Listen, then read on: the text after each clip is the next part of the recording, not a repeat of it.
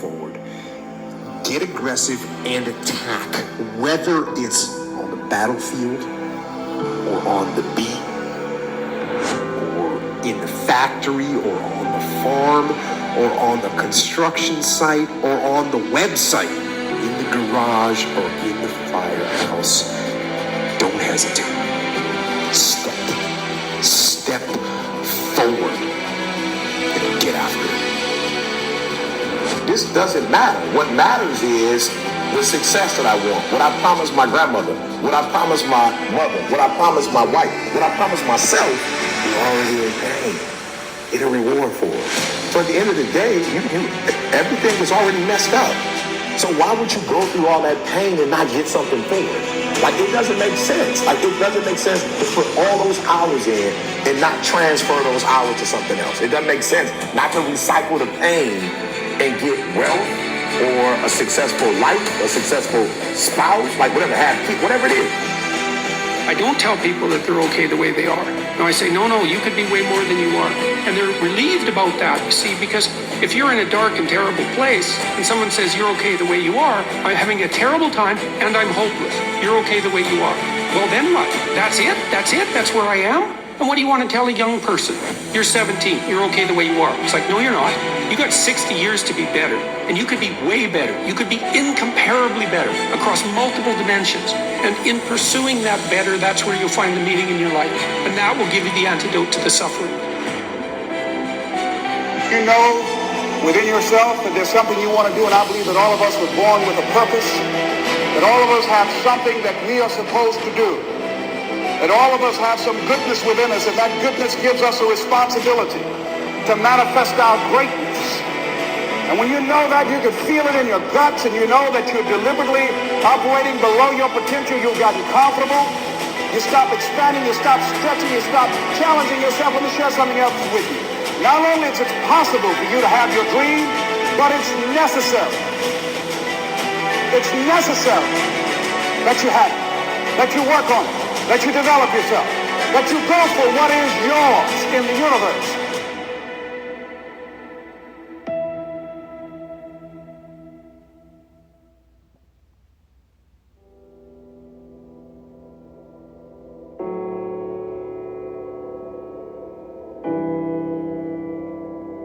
Spend your whole life imagining ghosts, worrying about the pathway to the future, but all there will ever be is what's happening here, and the decisions we make in this moment, which are based in either love or fear. So many of us choose our path out of fear disguised as practicality. What we really want seems impossibly out of reach and ridiculous to expect, so we never dare to ask the universe for it. I'm saying I'm the proof that you can ask the universe for it. You've lived a life dominated by doubt and fear. How do you step into bravery? Step. That's how you step into bravery. Step. Take the step. Step aggressively towards your fear. And that step towards your fear is the step into bravery. Because we're scared of what we don't know. And there is only one way to learn and to know. And that is to confront that fear. There's a concept that I don't want to be an icon. I want to be an idea. You know, I want to represent an idea. I want to represent possibilities. I want to represent magic, right? That you're in a universe and 2 + 2 = 4. 2 + 2 only equals 4 if you accept that 2 + 2 = 4. 2 + 2 is going to be what I want it to be, you know? And like there's a redemptive power that making a choice has, you know, rather than feeling like you're at effect to all the things that are happening. Make a choice, like you just decide what it's going to be, who you're going to be, how you're going to do it. Just decide. I was concerned about going out into the world and doing something bigger than myself, until someone smarter than myself made me realize that there is nothing bigger than myself. You are ready and able to to do beautiful things in this world. And after you walk through those doors today, you will only ever have two choices: love or fear. Choose love, and don't ever let fear turn you against your playful heart. The most important conversation is the one you have with yourself. You wake up with it, you walk around with it, you go to bed with it. Eventually, you act on it. Sometimes you act on it good, sometimes bad. You gotta change the internal dialogue. That person in your head that's talking that to you, until you change the internal dialogue in your head, until you callous over the victim's mentality, that the world is out to get you because of you are the only, you gotta change that man.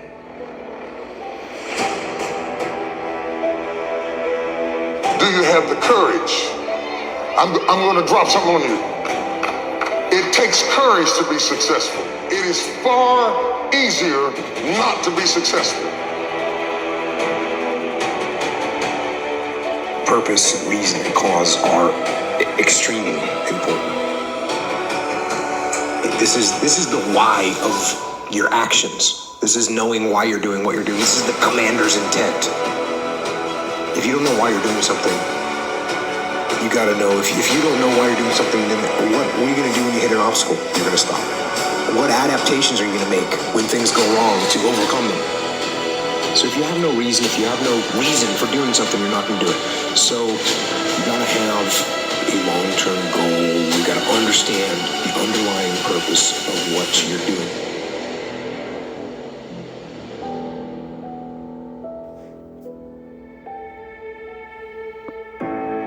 When that alarm clock goes off at 4 or 5 in the morning, your mind says no. You just say, this is what we do. It's what we do now. Because to get to where you want to go, the amount of pain involved, the amount of mental pain, of how many times you're going to have to do something that you don't want to do to get to where you want to go. There's going to be more times you do something that you don't want to do than you are going to want to do. And that's your new norm. And then once you do this over and over and over again, it becomes like breathing. I don't want to live this lifestyle, but to get to the other side of this, I have to.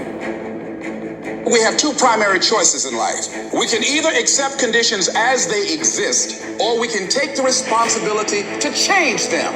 See, a lot of people want to exempt themselves from taking responsibility. All they want to do is talk about the problem. Every time you see them, they'll tell you their story over and over and over and over again. No. You want to take responsibility for your life. I got me here, I can get me out of this. And I'm getting out. I'm not going to be a volunteer victim. You see people who do big things and you automatically say, that guy's so lucky, she's so lucky. You don't know that. You're assuming that. Going to work every day for 20 years and grinding your ass off and then becoming a multimillionaire, that's not luck. That's action and reaction. Quit using the word luck, quit believing in luck, and start believing in work. Start believing in results that come from your actions. When that alarm clock goes off, there's at least 50% of the time where that soft little pillow is just caressing your head and you want to stay there. And it takes discipline to go, nope, I'm going to get up out of this bed, I'm going to do what I'm supposed to do. Everyone in the world has a list of things they think they should do. I should lose weight. I should work out. I should spend more time with my kids. I should work harder. I should make more calls. I should. And then you know what? People don't do their shoulds, and they get mad at themselves, and they what I call shit all over themselves. They beat themselves up about it. What changes people is when your should becomes a must. When suddenly the thing you said should happen has to happen. That's when human beings change.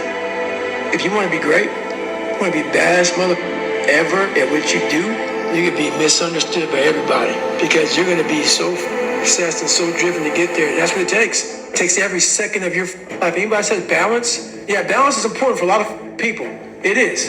But if you want to go to that edge where people do not like you, don't understand you, question everything you do, you've arrived. When people don't understand you anymore, you're in that spot of obsession and drive. Here's the truth. This is the reality. Nobody's going to believe in you until you've already done it. Nobody's going to come and celebrate with you until you've already done it. The work is going to come before the belief, which means you're going to have to work for a long time by yourself with no applause, with no awards, with nobody telling you good job. And then once you start to build something and people start to see the momentum and they start to see the result and you start doing some things, then you're going to get a little belief. And then what's going to happen is you're going to believe. And then what's going to happen? You're going to go do a little bit more work and a little bit more work. The results are going to come more. More people are going to believe. Nobody fucking believes in you because you haven't done anything yet. That's the reality. When you quit, your mind says, we're done. So it doesn't expand. There's no expansion when you quit.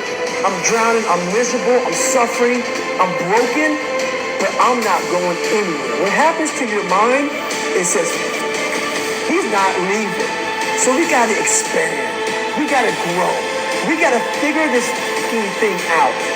So then these compartments in your brain, they have to work. And then you start to engage parts of your mind that you never engaged before. When you're in suffer mode and you say, I'm not gonna quit. You're forcing your brain now to operate.